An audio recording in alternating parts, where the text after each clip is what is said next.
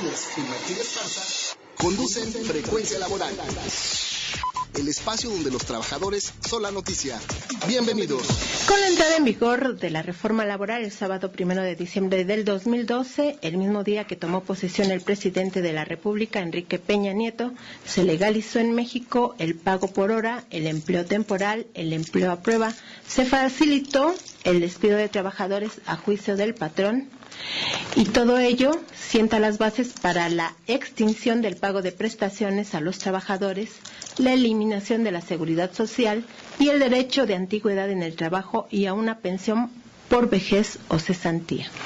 La reforma laboral es un proyecto que impulsaron desde hace 30 años los expresidentes Miguel de la Madrid y Carlos Salinas de Gortari, ambos del PRI, proyecto que se aprobó con la reforma laboral al final del sexenio del panista Felipe Calderón y que se puso en práctica con Peña Nieto, para convertir a México en una colonia de esclavos postmodernos. Esclavos postmodernos seríamos los mexicanos a partir de esta reforma laboral, así lo afirmó el investigador de la Universidad Iberoamericana, Alberto Montoya del Campo, hace 2 años en un foro que se realizó en la Cámara de Diputados y que puntualmente reportamos en Frecuencia Laboral, el espacio donde los trabajadores son la noticia. Hoy se encuentra en el teléfono para decirnos si se cumplió ese pronóstico. Doctor, muy buenos días. Usted nos había dicho que esta reforma nos convertiría en esclavos posmodernos y que por lo tanto teníamos derecho a la resistencia civil a más de un año de que se echó a andar. ¿Cómo ve el panorama, doctor? Bien, pues en primer lugar un saludo para todas y para todos. Desde luego que pues es muy importante esta reflexión que ustedes están proponiendo sobre cuál es el mundo real del trabajo, cuál es el lugar que tiene el trabajo en nuestra sociedad y si en realidad todo lo que se ha pretendido argumentar es algo verdadero, es algo que corresponde con la realidad o simplemente seguimos en una realidad en la que se nos manipula permanentemente en términos de expectativas que nunca se cumplen. De manera que es importante recordar que uno de los supuestos argumentos con los cuales se hicieron estas reformas era que eran indispensables para la creación de empleos, para mejorar los niveles de los salarios, mejorar la llamada competitividad de la economía. Pero en realidad lo que hemos observado es que lejos de ser un cambio en la Constitución y en las leyes que favorezcan no solamente a los trabajadores, sino incluso a la economía, vemos que esta propuesta y esta pretendida justificación, pues en realidad son argumentos falsos. Cuestión que ya se ha venido cuestionando desde hace años, pero que sin embargo ahora ya se llevó a la práctica.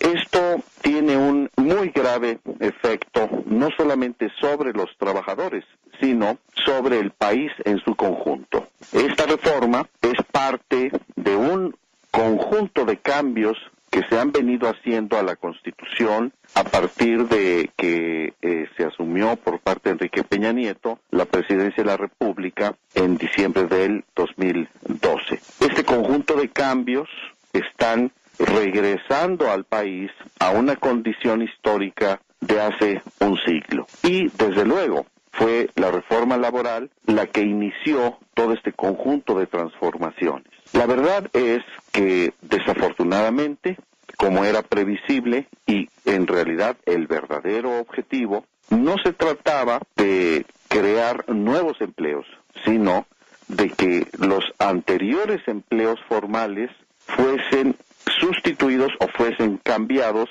por las nuevas relaciones laborales.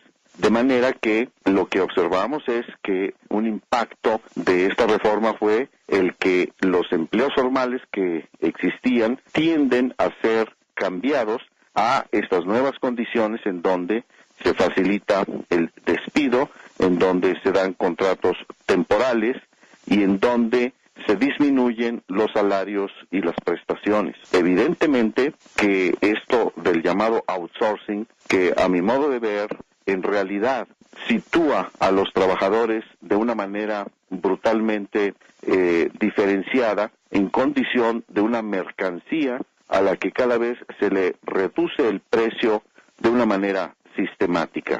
Hay que recordar que el único precio que está sujeto a control en nuestro sistema económico es el salario.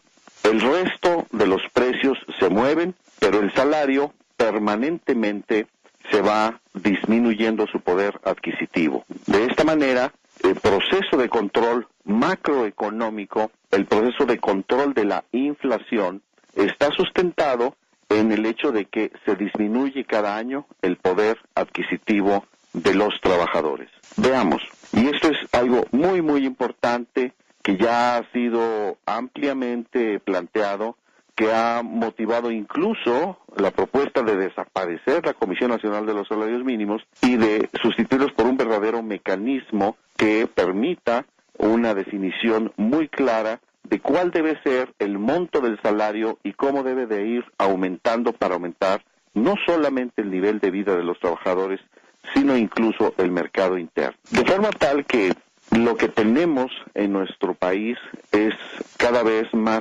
un capitalismo no salvaje, sino ultra salvaje, porque en los últimos 30 años el poder adquisitivo del salario se ha disminuido, según diversos investigadores, entre un 75 y un 80% de su valor. En esa situación, entonces, nos decían investigadores también de la UNAM, se encuentra ya el 80% de la población. Entonces, ¿qué futuro le espera a este país? Lo que ha ocurrido es que quienes llegan a las posiciones de los poderes públicos, en realidad no representan a el universo de los ciudadanos y a toda la población mexicana, sino que representan a las grandes corporaciones, tanto de capital nacional como extranjero, que tienen precisamente en este cada vez más ínfimo salario y pago de prestaciones sociales,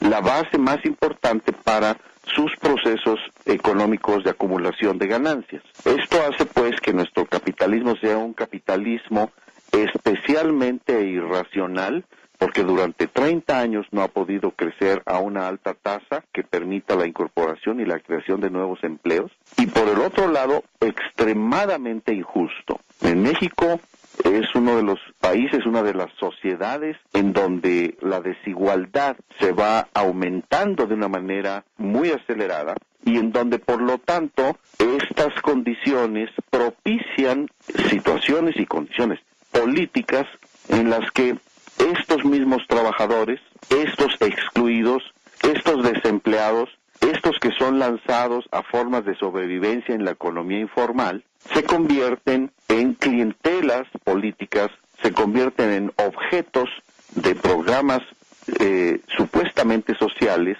para satisfacer necesidades básicas que deberían ser satisfechas con el propio trabajo y mediante una adecuada remuneración y no mediante un mecanismo que se ha establecido para tener clientelas políticas.